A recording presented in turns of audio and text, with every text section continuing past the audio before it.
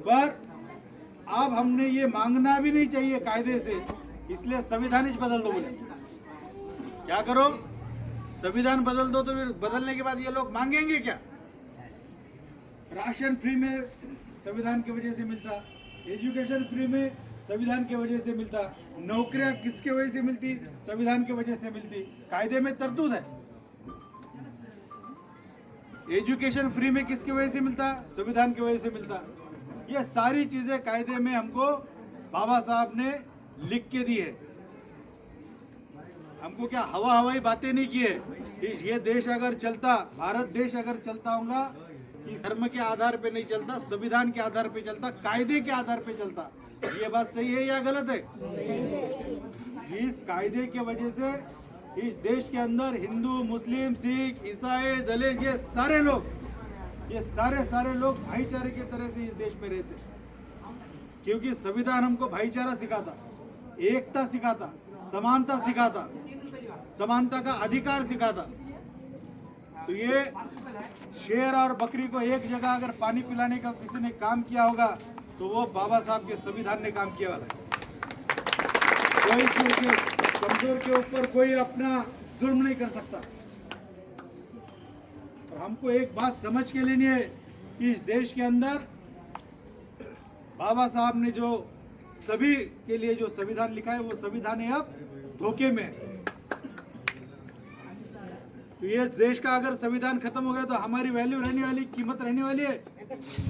भाई कांग्रेस वालों ने तो बोल दिया था कि जो ग्रेजुएट है वो वोटिंग करेगा, जो इनकम टैक्स भरता वो वोट करेगा। कितने लोग इनकम टैक्स आज भी भरते? हमारे पास नहीं भरते। कितने लोग ग्रेजुएट है? अभी भी मेरे हिसाब से यहाँ बैठे वालों में से गिनते उंगली पे गिनने वाले लोग ग्रेजुएट है। तो हमको वोट का अधिकार रहता था क्या? और वोट का अधिकार अगर नहीं रहता था तो ये लोग हमारे घर तक आते थे क्या? भाई हम मर गए क्या, जी रहे क्या, कुछ खा रहे या वैसे ही भूखे सो रहे, कोई हमको देखने को आता था? सिर्फ एक डर की वजह से आते, इलेक्शन आने वाला है और इलेक्शन आने के बाद वो एक वोट इनके पास है और वो मांगने के लिए हमको जाना पड़ता। और उस वोट से हम जब चुन के आते तो देश को भी लूट सकते हैं, घर भी भर सकते हैं। सिर्फ इसकी वजह से हमारे पास आते, दूसरी कोई वजह नहीं आने की। अगर हमारे पास वोट का अधिकार नहीं रहता तो ये लोग हमारे पास आते थे क्या? हमको पूछते थे क्या कि माँ, बहन, बच्चे तू कैसा है, भैया तू कैसा है? ये पूछते थे हमको? नहीं पूछते थे। और इस देश का अगर संविधान खत्म हो गया, अमेरिका को वोटिंग करने का अधिकार महिलाओं को बाद में मिला, पर अपने देश में, भारत में पहले मिला। क्यों? क्योंकि बाबा साहब की ये सोच थी कि वोट का अधिकार जितना आदमियों का है उतना औरतों का है, जितना पढ़े लिखे वालों का है उतना ही अंगूठा छाप का है। वोट देना सभी का बराबर का हक है। इसलिए बाबा साहब ने हमको वोट देने का अधिकार हमको दिया वाला। इस वजह से यहाँ के कांग्रेस वाले रहने दो, बीजेपी वाले रहने दो, राष्ट्रवादी वाले रहने दो, शिवसेना वाले रहने दो, ये हमारे घर पे आके हमारे पैरा छूने के काम करते। ये कोई हमारी ताकत नहीं है, ये हमारे वोट के अधिकार की ताकत है। ये वोट का अधिकार किसी ने हमको दिया तो विश्व रत्न परम पूज्य डॉक्टर बाबा साहब अम्बेडकर ने हमको ये अधिकार दिया। इसलिए हमारे पैरों में आके गिरने का ये लोग काम करते, ऐसा कोई नहीं आता। और क्या ताकत दी है हमको संविधान के अंदर? क्या ताकत? हमारी कोई माता बहन को अगर किसी ने छेड़ दिया तो वो जेल में चले जाता। क्या ताकत है भाई संविधान के अंदर, समझ लो।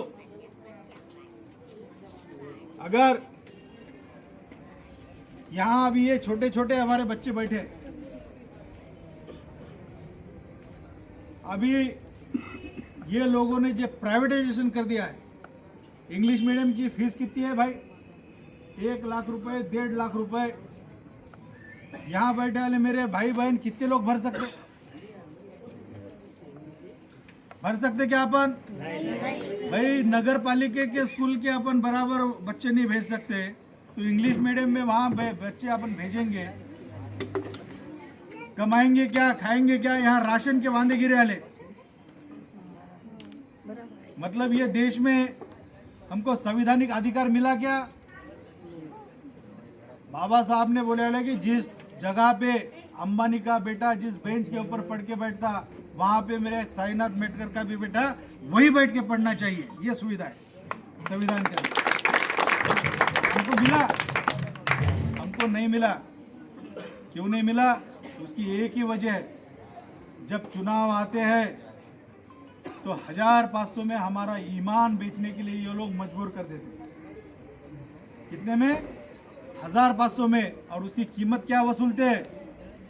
हमारे यहाँ जो बैठे वाले छोटे छोटे बच्चे हैं, इनको कोई डॉक्टर नहीं बनाएगा, इनको कोई इंजीनियर नहीं बनाएगा, इनको कोई कलेक्टर नहीं बनाएगा, इनको कोई भी नौकरी नहीं मिलेगी। नौकरियां रहे क्या? अभी खत्म हो गए।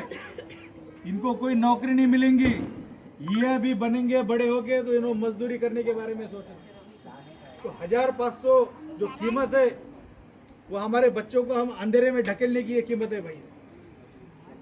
इनका भविष्य हम खराब करने की कीमत है। अब बहुजन समाज पार्टी क्यों?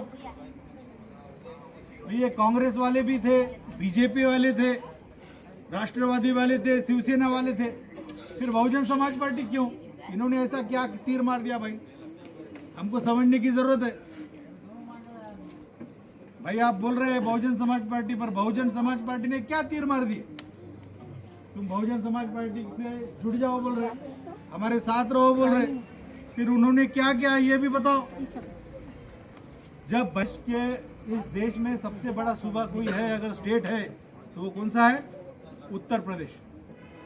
अपना महाराष्ट्र जितना है, अपने महाराष्ट्र के 2 महाराष्ट्र किए तो एक उत्तर प्रदेश बनता। कितना बड़ा है? यूपी 2 महाराष्ट्र के एक महाराष्ट्र अगर किए तो वो इतना बड़ा अपना यूपी स्टेट बनता। और सबसे बड़ा गुंडा एक्ट अगर दादागिरी कहीं होंगी, सबसे ज्यादा दादागिरी अगर कहीं होंगी तो उत्तर प्रदेश के अंदर। हर घर में बंदूक, हर घर में कट्टा, हर घर में चाकू, हर घर में तलवार। इसके सिवा बात ही नहीं। बेरोजगारी सब तरफ। क्या करेंगे? मारा मारी करेंगे, इसको लूट, उसको निकाल, इसका मर्डर कर दे। यही सब चल रहा था उत्तर प्रदेश में। और जब बहन मायावती जी की क्या निकाला कि भाई जिसके ऊपर 4 गुने से ज्यादा गुने दाखिल है, ऐसे कितने लोग हैं, इनकी यादी निकालो बोले। क्या बोले? 4 गुने से ज्यादा किसके ऊपर गुने दाखिल है उनकी यादी निकालो। तो लोग कितने निकले? 1.5 लाख। कितने लोग निकले? 1.5 लाख। बहन जी ने आदेश दिया कि वो 1.5 लाख लोगों को 24 घंटे के अंदर जेल में डाल दो बोले। कितनी देर में? 24 घंटे के अंदर जेल में डाल दो। और इनकी जमानत कोई कोर्ट नहीं करेगा, इनकी सुनवाई मैं खुद करूंगी। इनकी जमानत कोई कोर्ट नहीं करेगा, इसकी सुनवाई मैं करूंगी। सिर्फ जेल में नहीं डालना इनको, पहले पकड़ के लाना और थाने में जितने डंडे हैं इतने इनके आंख के ऊपर तोड़ो बोले। पहले जब इनको समझ में आए कि इन्होंने जो गौर गरीब समाज को लूटा है, दुख तकलीफ दी है, ब्याज से पैसे वसूले हैं, जोर जबरदस्ती करके किसी की जमीनें लूटी है, प्लॉट लूटे, ऐसे सारे गुंडों को अंदर जेल में डाल दिए। और उनको कुत्ते को जैसा मारते ना, कुत्ते को वैसा कुत्ता बना के एक को मारने का बहन जी ने काम किया। तब जाके उत्तर प्रदेश का सारा गुंडा राज एक दिन में खत्म हो गया, 24 घंटे में। इसको बोलते पावर, मुख्यमंत्री का पावर। ऐसा हमारे महाराष्ट्र में कभी हुआ? फिर और बहन जी ने आगे क्या किया? बहन जी ने क्या बोला?